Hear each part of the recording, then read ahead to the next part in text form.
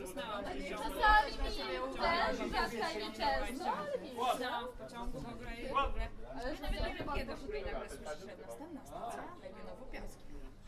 Jak gdzie ja jestem w ogóle, wiesz? W ogóle to była zima jeszcze. No bo w ogóle flagi podbijały, to wygląda jakby nas zapraszali. Nie, dzwonię, czy Nie, dzisiaj nie. I tak dalej, koleżanka prosiła, żebym to nie zapomniała, jak dobrze dotarłam. Czerwone są.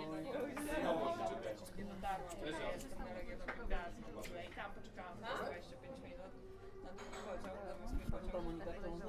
Nie, druga moja koleżanka z takiego. A ta druga Monika teraz tu mieszka. Jak zdejmiecie się pani młoda, to będą A gdzie jest Na rynku dzisiaj pracowała założyć na dzień, przypieprzą się, dobrze zdejmiemy i zostawimy czerwoną. Przez długi czas nie mogłam znaleźć tego pracy. Tak, nie. Moja koleżanka przeprowadza się na miesiąca i już chce robotę znaleźć. Może jedno białe. Tak po prostu, że Bieszczady. Tak, muszę sobie robotę znaleźć. Bo tylko